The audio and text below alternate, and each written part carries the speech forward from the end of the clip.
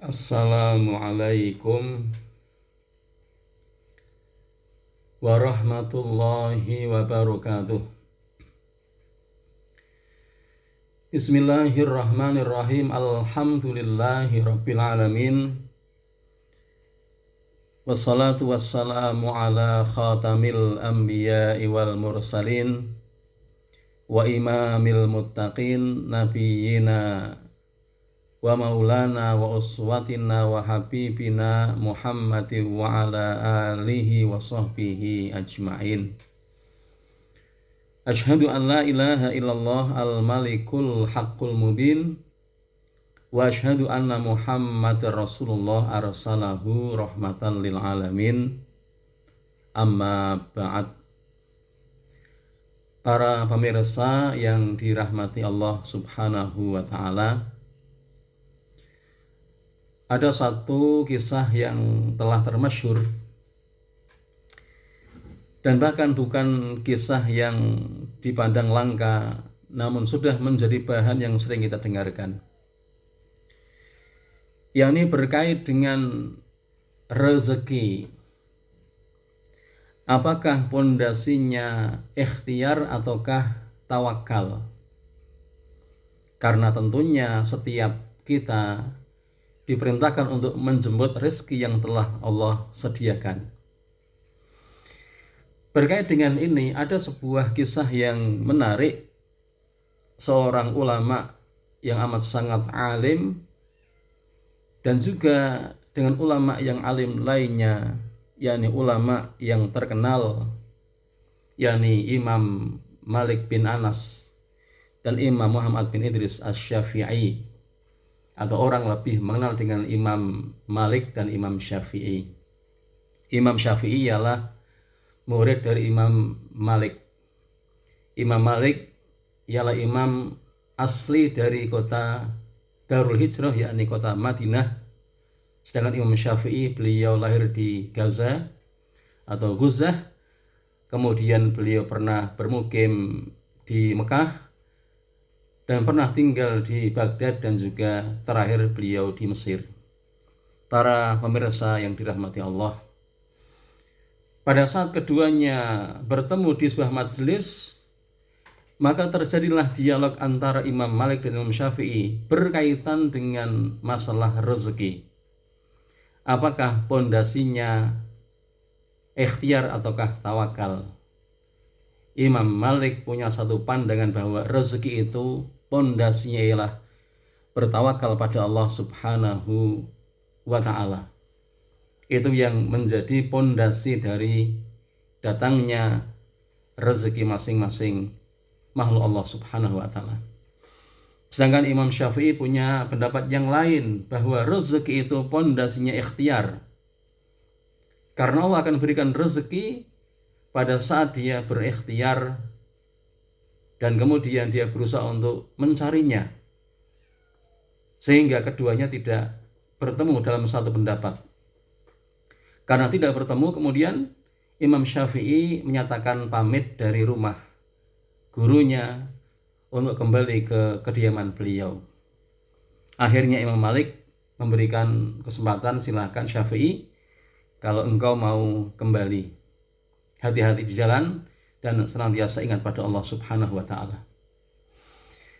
Pada saat Imam Syafi'i pulang ke rumah, maka di tengah-tengah perjalanan beliau menjumpai seorang yang sedang menaikkan korma pada sebuah pedati. Ternyata yang beliau jumpai seorang pedagang kurma. Pada saat beliau melihat seorang pedagang kurma menaikkan kurmanya di pedati dengan begitu kepayahan, maka Imam Syafi'i kemudian membantu yang bersangkutan. Ketika telah kelar dibantunya, maka sang pedagang kemudian merasakan rasa terima kasih.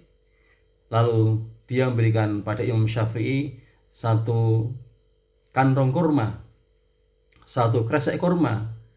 Lalu beliau terima dengan rasa syukur, alhamdulillah. Dan beliau kemudian berpikir bahwa inilah pendapat saya terbukti bahwa Allah memberikan rezeki karena saya berikhtiar menaikkan kurma pada pedati sang penjual atau pedagang kurma itu.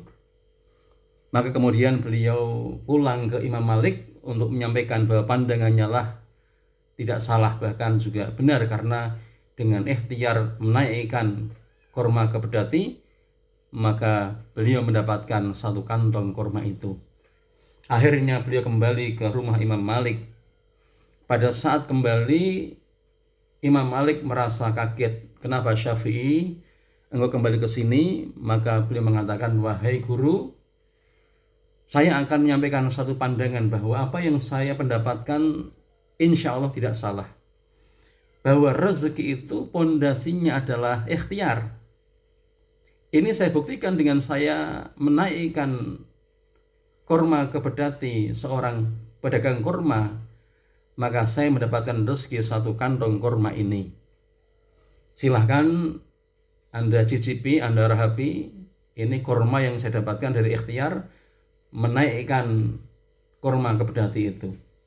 Imam Malik dengan tersenyum bijak, maka beliau ambil 1 buah kurma itu, 1 biji itu, kemudian beliau ambil dengan tangan kanannya dan beliau berkata, wahai Syafi'i, pendapatku pun tidak salah. Ya, ini rezeki asasnya adalah tawakal. Saya sedari tadi itu tawakal pada Allah dan tidak kemana-mana dan tidak berikhtiar apapun. Ternyata rezeki kurma ini datang dari Allah lewat tanganmu. Akhirnya keduanya tersenyum. Kemudian masing-masing masih pada pendapat yang masing-masing pegangi. Dan kemudian keduanya berpisah dengan kondisi bahagia. Itulah para pemirsa, dialog masalah asas rezeki, apakah ikhtiar ataukah tawakal. Namun pada kesimpulannya bahwa setiap ulama mereka punya pandangan dan mereka mensikapi perbedaan tanpa saling menyalahkan, dan bahkan mereka berhadapan dengan rasa gembira dengan masing-masing pendapatnya dan juga puas dengan apa yang telah mereka ikhtiarkan, yang mereka usahakan agar pendapat itu bisa dikeluarkan. Itulah para pemirsa hikmah kisah yang bisa diambil dari 2 ulama yang alim, alamah, yang bertemu, yang mendiskusikan masalah rezeki, apakah asasnya ikhtiar ataukah tawakal. Yang jelas Allah lah yang menanggung rezeki hamba-hambanya. Wa ma min dabbatin fil ardi illa 'alallahi rizquha. Dan tidak ada binatang yang melata di muka bumi kecuali Allah lah yang menanggung rezekinya. Demikian, semoga bisa menjadi ibrah dan juga manfaat. Semoga Allah berikan kita kelancaran rezeki, kemudahan dalam kehidupan. Walhamdulillahi rabbil alamin. Wassalamualaikum warahmatullahi wabarakatuh.